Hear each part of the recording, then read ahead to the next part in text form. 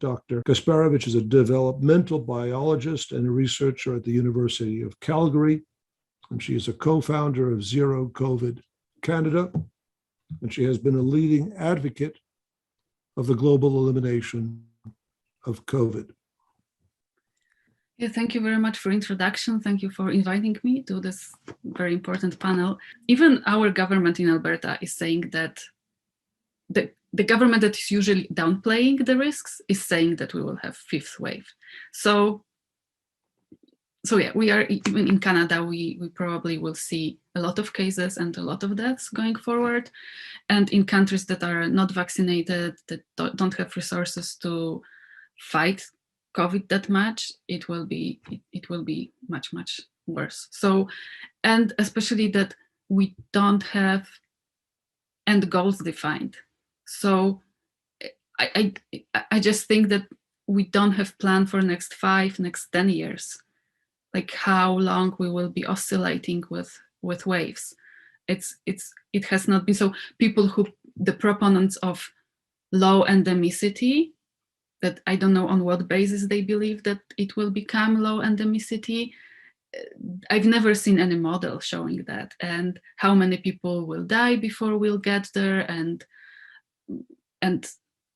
when we will get there. So basically it's just a speculation that is thrown at people in order to discourage people from following elimination, because elimination has direct immediate costs, but then freedom, while this basically fairy tale and speculation of endemicity in some future doesn't have this immediate costs.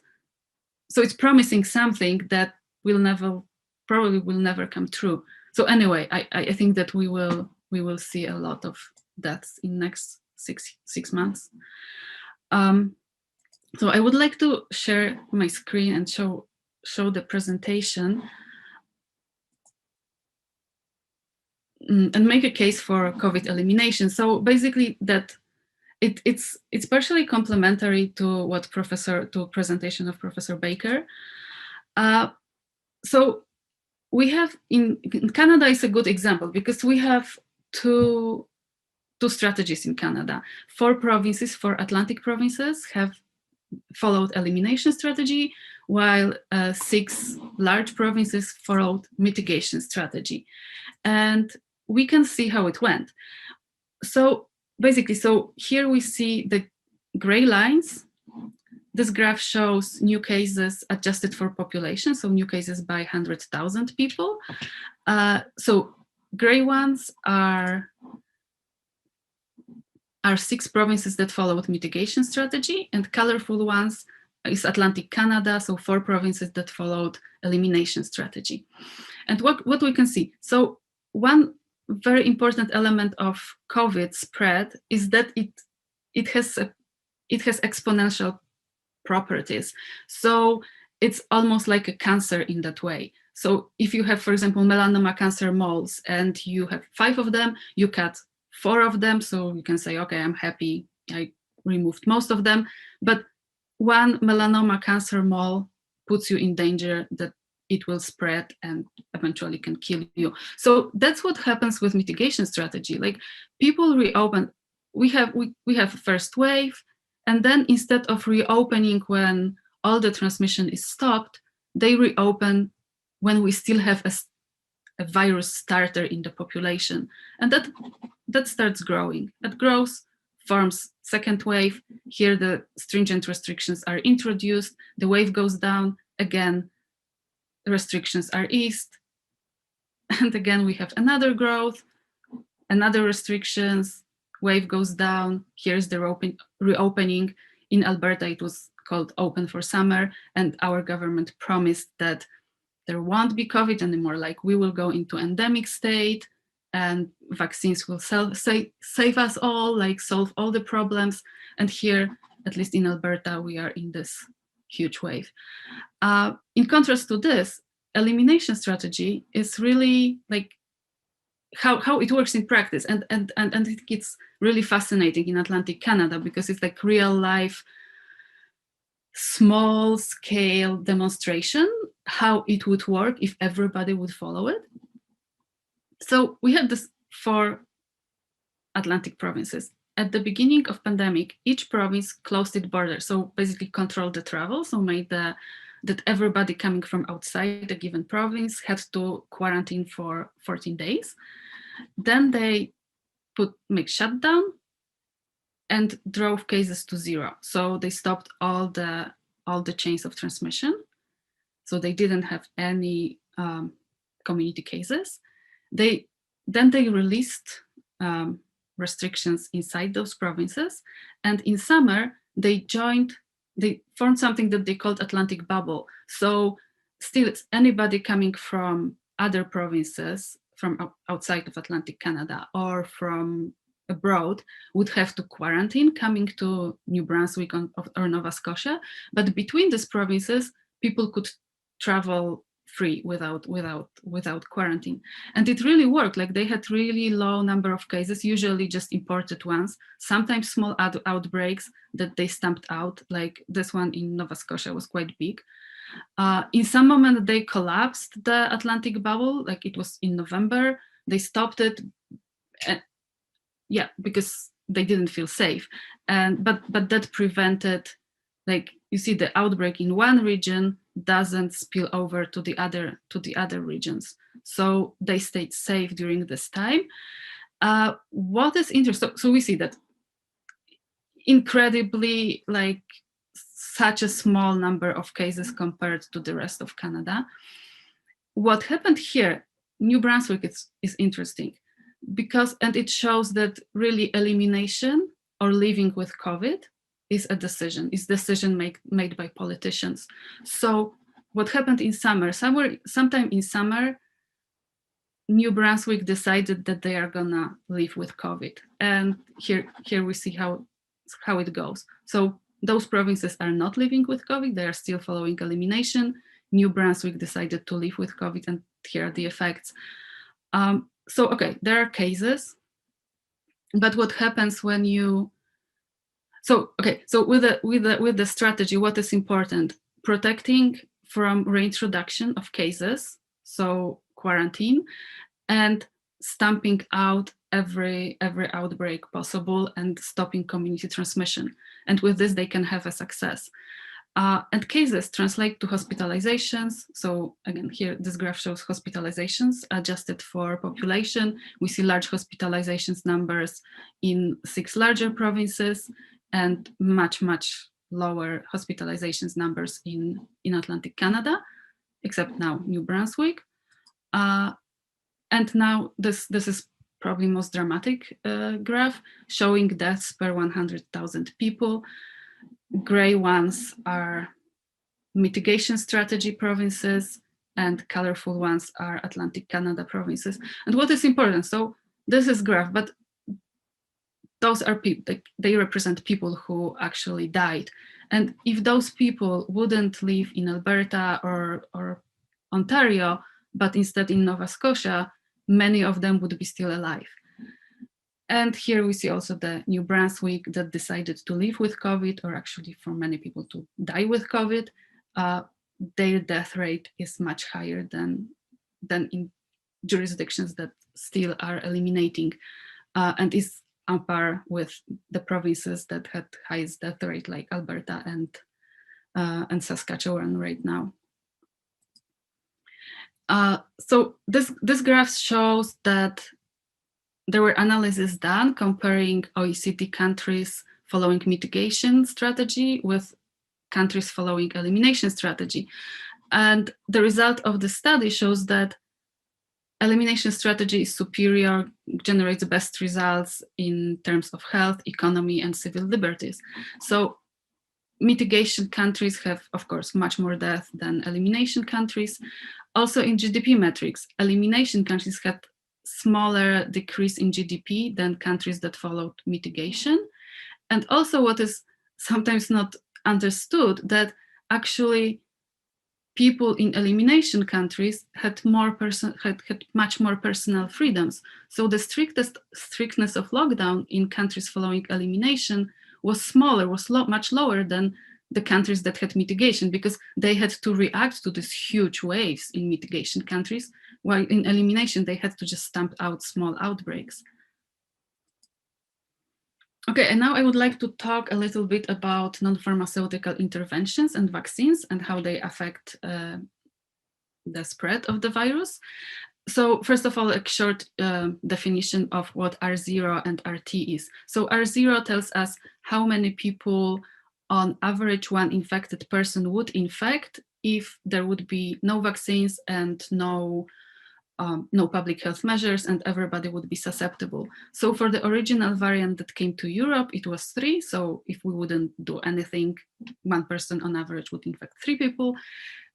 But then we let the virus mutate, spread and mutate, and now we have Delta. And so on average, one person would infect now 6 people if there would be no vaccines and no public health measures. So it's twice more transmissible than the original variant. And the difference between, it's sometimes confused in the press between R0 and RT. So R0 is this, what happens when there are no measures in place and no vaccines. RT is how many people on average one infected person infects if at a given time under certain vaccination level or certain public health measures. So like it can be 1.2, it can be 2, it can be below 1. It's good when it's below 1 because then the epidemics has a chance to die out. So here, this graph shows for original strain that with R0, that was assumed to be around 3, daily new cases and time, where we would be starting from 100 daily new cases. So it's theoretical, mathematical calculation. How could vaccines alone stop the spread? So assuming that we would have 75% population, total population fully vaccinated, and that vaccine would have 93% efficiency against overall transmission, then we could reduce this R value from 3 to 0.9 only by using the vaccine. So if we don't use any public health measures, that would be a slow decline. And in, I don't remember, it was probably several months that epidemic could be stopped.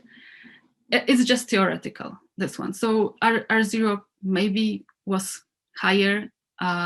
We don't know what efficiency of vaccines against transmission would be and how much we could vaccinate 75% of total population. Now we know that in some populations it's possible. But okay, so it's theoretical. The blue line is actually what we observed with a bundle of public health measures. So many countries managed to bring R value from 3 or whatever it is for original strain to 0.5, 0.6, 0.7. So this is what really happened. So basically the bundle of public health measures in terms of controlling the spread is stronger, more effective than vaccines alone. And if a country starting from 100 daily new cases would continue to have certain public health measures bundle, then in 37 days it could stop the spread. If a year ago we would miraculously have these vaccines ready and add them to public health measures, then in less than 2 weeks, the community spread could be stopped. But what we did, instead of aiming for elimination or aiming for maximal suppression a year ago and keeping cases as low as possible or eliminating, we let the virus spread all over the world. And the virus mutated, we bred the faster variant, more transmissible, so Delta, that probably the R0 is 6 of it. So now if we would use vaccines only, if we would vaccinate 65% of total population and assuming that vaccine efficiency would be 80%. So again, we don't know what is vaccine efficiency against overall transmission. It's in a range of what people estimate. So still, R value would be 2.9. and we would have, if we would use only vaccines, we would have very fast exponential growth. If we would vaccinate more people, so 85% of total population, so for example, in Alberta, Canada, it would be every adult person, every person above 12 years old, then we would still have exponential growth. The bundle of public health measures that brought R value before to 0.6 for twice more transmissible variant would be 0.6 times 2, so 1.2. But if we add even this lower level of vaccinations to public health measures, theoretically, we can still bend the curve and get R value to 0.6, which from 100 cases would stop community transmission in just 35 days. And okay, so basically some people claim that, oh, it's too late, it's not possible to eliminate now because we have Delta, because virus is everywhere. The math works the same. If we can bend the curve and we can bring R value to low level, we can eliminate. And this is theoretical. And here I would like to show what is happening now in Alberta, a province in Canada. So here are our daily cases. So those black dots, red is Delta. In some moment, I just use the overall cases, so the black dots, and ignore Delta because almost all of them are now Delta. So we managed to bend the curve. If we manage to bend the curve, that means we can get it to 0. Now our government, after a big push from the public and from advocates, what Dr. Vipont already told about, like protect our province and other organizations that pushed for measures, implemented some measures here. And actually they were not even super, they implemented like bare minimum. So we don't have shutdown we just have mask mandate, and it's not even mandating high quality masks, it's just mandating any masks. And we have some testing, tracing, isolating, but also suboptimal. And some limits on gathering. And yet even these minimal measures managed to bring R to 0.83 and having the halving time of 2 weeks. So if we could push it more to halving time of 4 to 6 days, which is totally possible with the level of vaccination we have and with tools we didn't use yet, we could stop community transmission by end of November, mid-December. So, and then we could protect the elimination status by being vaccinated. So, okay, vaccines alone probably cannot stop the transmission if we open everything. But if we are internally open, and for example, and 2 people will bring the virus from outside, then if the population is not vaccinated, then with Delta, it will just burst almost instantaneously. But with 70% population vaccinated, this will go, there can be still outbreak, but it will be much slower. And then the region can react and can implement localized public health measures. So how to get to elimination? First of all, it's important to have explicit goal of SARS-2 elimination, that government says that, okay, we are going for elimination and everybody is on board. Then one important thing is to protect region from reintroductions of the virus. So travelers quarantine, vaccine passports, and testing of the travelers. And then the green ones are the internal controls. So how to get cases to 0. So temporary shutting down of non-essential activities, financial and structural support for individuals and businesses, preventing airborne SARS transmission with respirators, ventilation and air filtration, aggressive testing, tracing and isolating, like really using rapid tests as much as possible, vaccinating and boosting essential workers and people in high risk and high incidence areas early to stop the transmission. So all these green ones, once COVID is eliminated in the region, can be mostly lifted. This red one should be in place until COVID is eliminated all over the world. But once there are no new community cases in the region, the regions can open and make bubbles with other regions that also don't have community cases. And then it can grow and grow and grow, and eventually the whole world could be reopened and have COVID eliminated. So again, that's the graph comparing elimination strategy with mitigation strategy and showing how it can be done in eliminating. Okay, they still have cases, but it's much more successful than what happens in mitigating country, and slowly it can be eliminated everywhere. The problem with following mitigation still is that there are high risks. So all these cases here, if we have a lot of cases, we can breed new variants that are more transmissible, more virulent, and can escape the vaccines. Also, the other risk that is important, we can establish animal reservoirs, and it's pretty dangerous.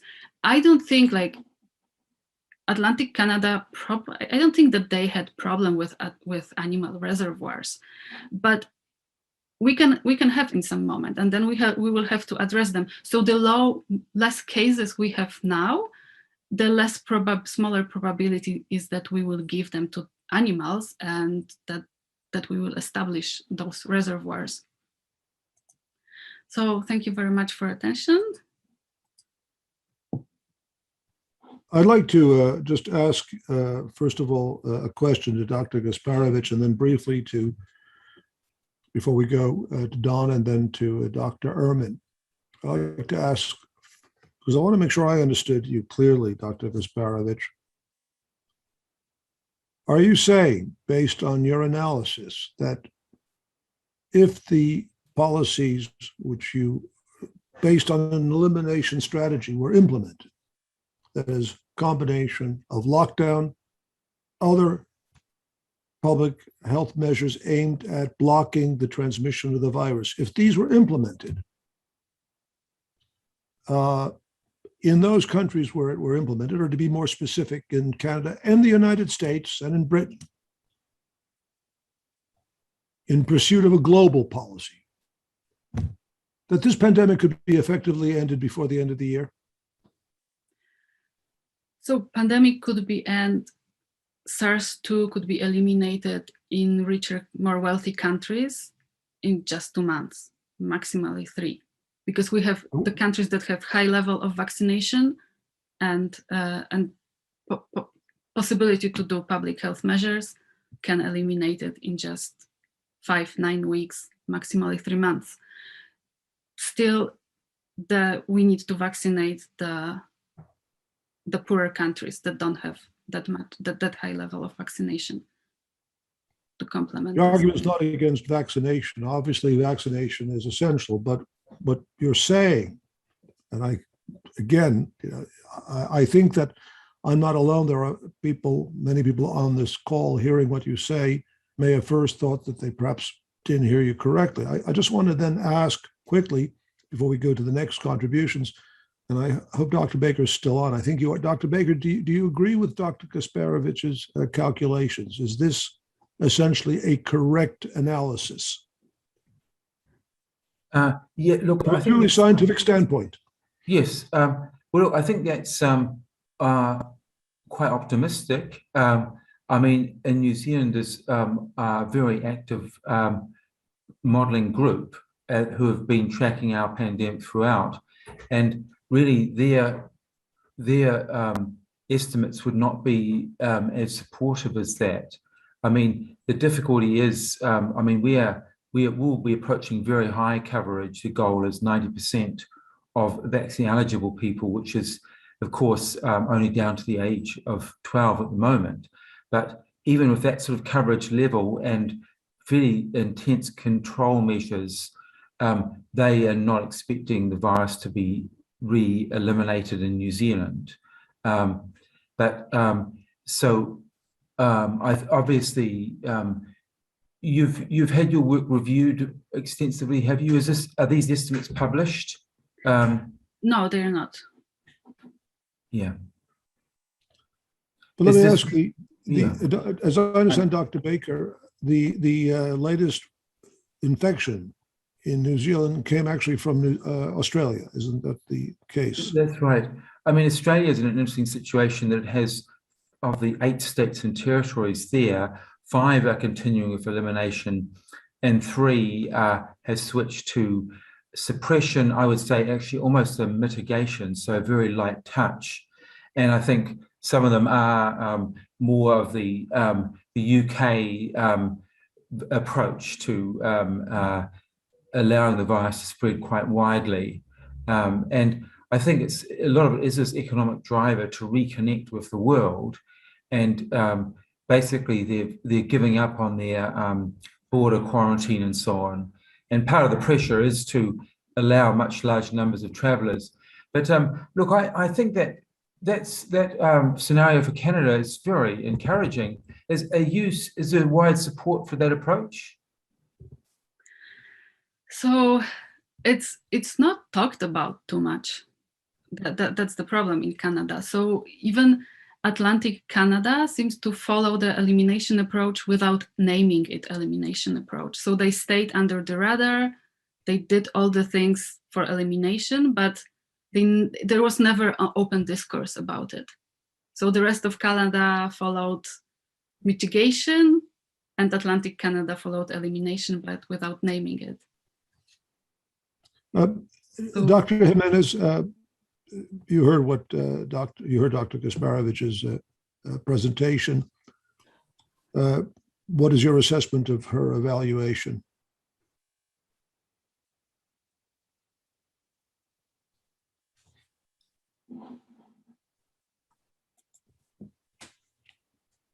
I'm not sure if it's hard for me to see who exactly is on, but I'll pose again, then perhaps this question to Lisa. Lisa, what's your response to knowing that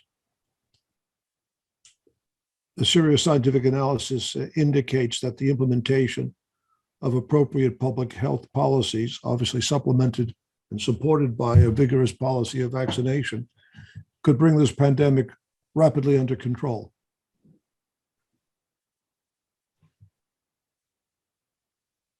Again, your microphone.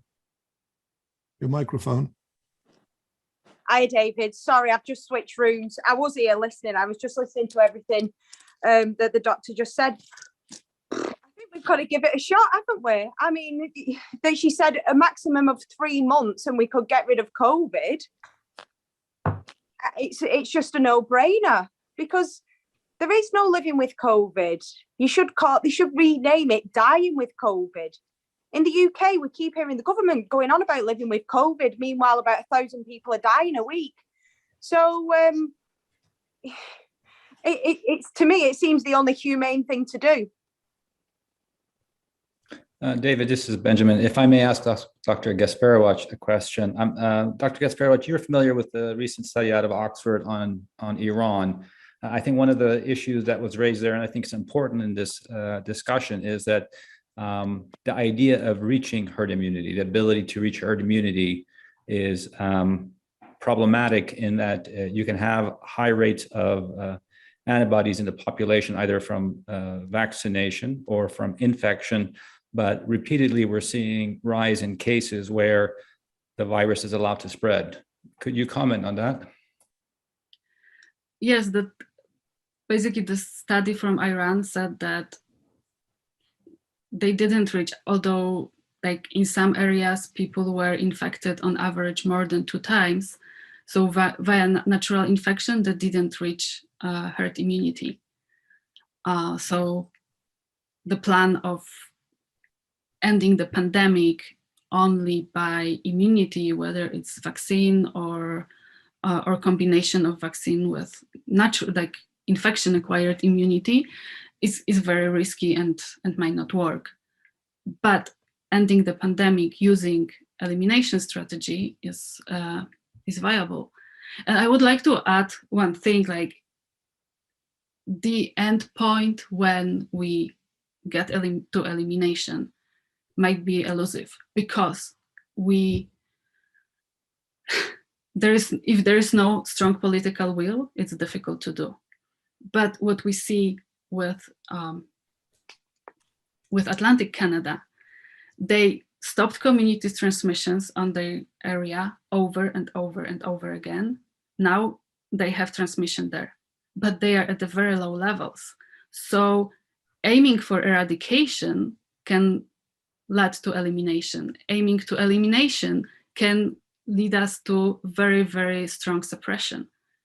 And that's already great, right? But aiming for mitigation or living with COVID, if we aim for living with COVID, we will be living with COVID. If we aim for something more, we can suppress it very strongly. I just wanted to add one of the data findings in Singapore, which has over 83% of its population fully vaccinated, showed that in July, the sublineage of the Delta variant completely displaced the previous Delta variant. And now infections are rising there, which leads to the issue, can we even achieve herd immunity? And I think the points that Dr. Gasperowicz is making is extremely critical. Yeah, we see also in countries that are heavily vaccinated, like Portugal, that cases are also slightly rising. So we have to combine vaccination and public health measures and aim for as little cases as possible.